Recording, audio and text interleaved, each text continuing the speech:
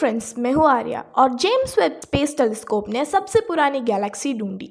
James Webb ने multi universe theory का proof दिया। जेम्स वेब ने एलियंस का एक्सिस्टेंस का भी प्रूफ दिया एंड रिसेंटली उसने जुपिटर का कई सारे राज खोले। वेट, जुपिटर के कई सारे राज?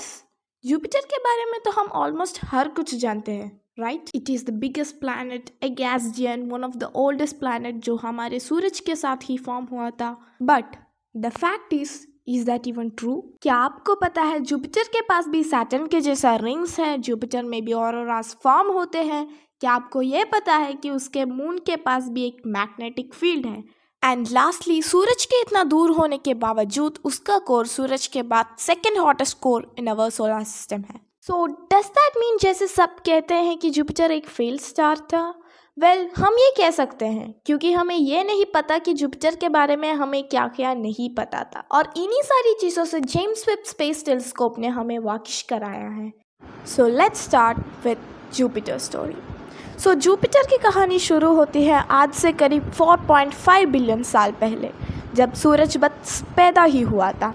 Since it was one of the oldest and the biggest planet, eventually इस प्लैनेट का नाम रखा गया Jove, also known as Jupiter, and Roman mythology में the king of the god. लेकिन हमारे सोलर सिस्टम की सबसे पुरानी प्लैनेट के बारे में हमें कई हज़ार सालों से पता होने के बावजूद भी ये तक नहीं जानते कि इसका कोर कैसा है, एक तो सॉलिड या किसी तपते लावा जैसा कोई लिक्विड। और यही जानने के लिए नासा ने एक्सक्लूसिव प्रोब जूनो को 5 अगस्त 2011 को जुपिटर को स्टडी करने के लिए उस पर भेजा गया। अब जूनो को लॉन्च हुए पूरे 10 साल हो गए हैं और जुपिटर आज की तारीख में भी काफ़ी एफिशिएंटली अपने सारे सीक्रेट छुपा के बैठे हैं।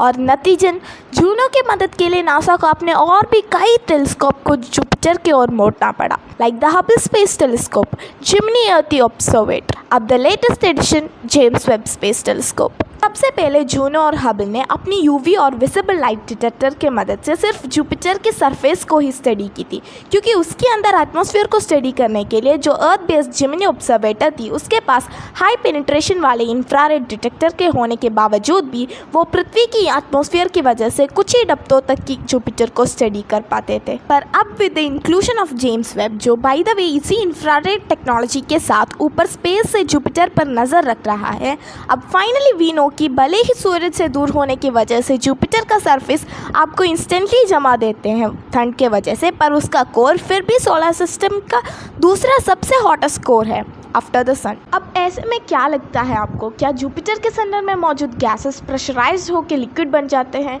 क्या वहाँ एक सॉलिड कोर मौजूद है? Confuse, right? हमारे साइंटिस्टों भी कंफ्यूज्ड हैं।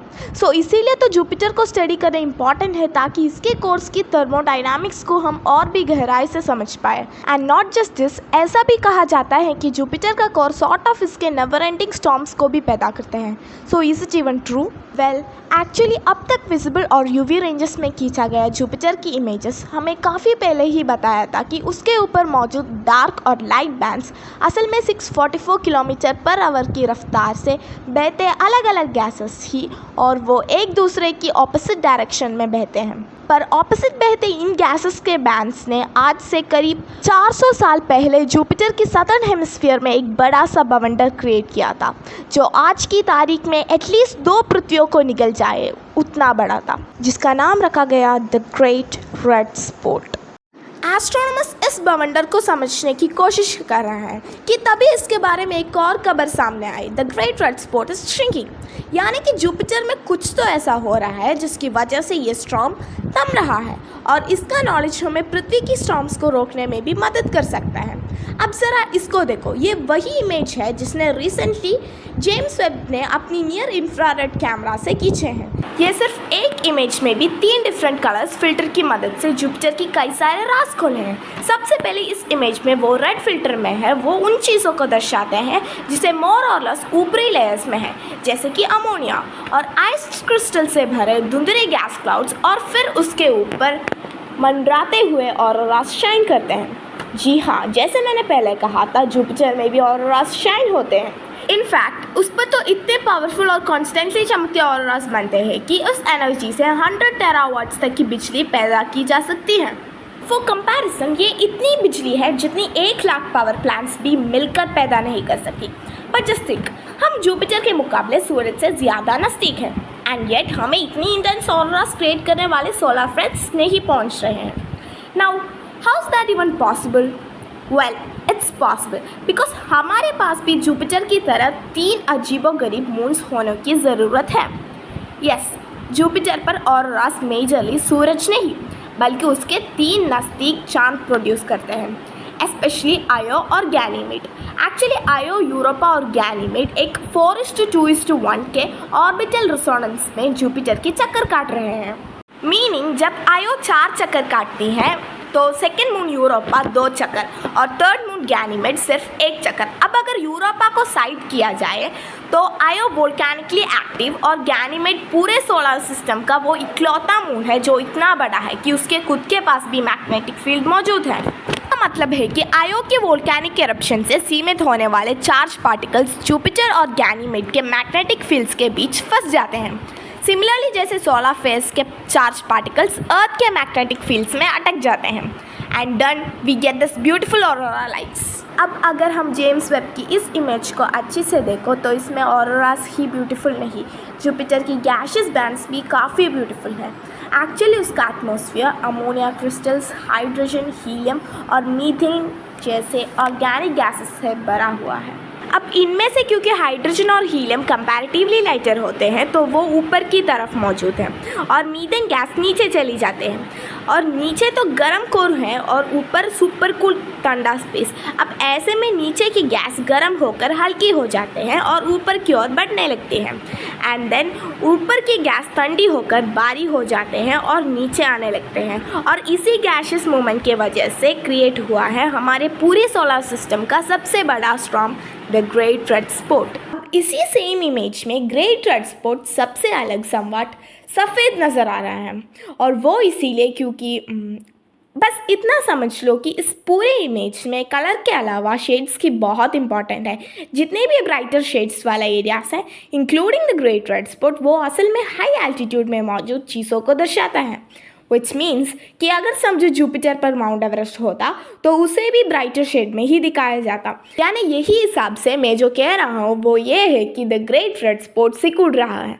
वो एक्चुअली में किसी माल्टी की घड़ी की तरह बस घूमते घूमते ऊंचा उठ रहा है।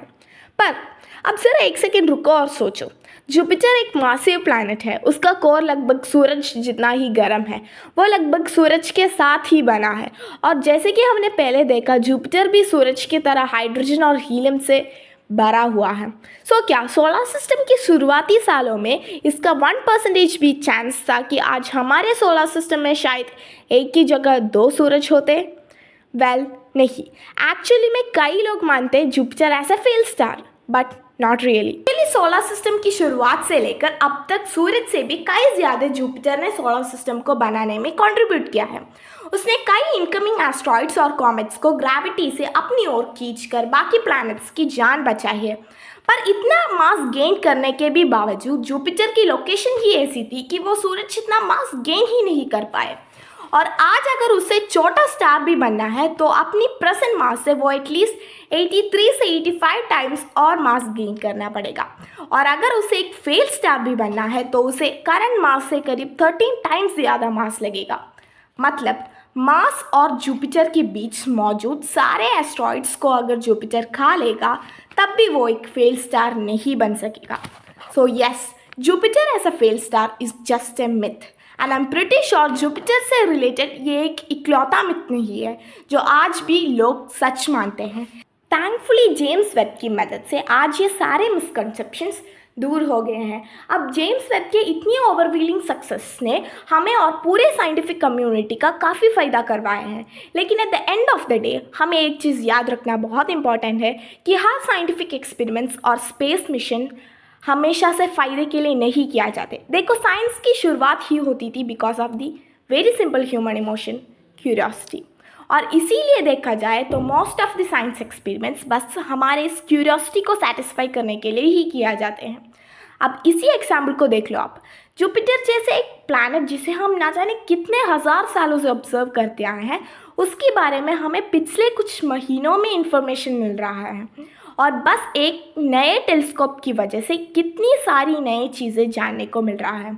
And that is interesting and so fun to explore. अगर आपको इस वीडियो से कुछ भी नया सीखने को मिला तो एक लाइक ज़रूर देना। See you next time friends, and as always stay curious, keep learning and keep growing.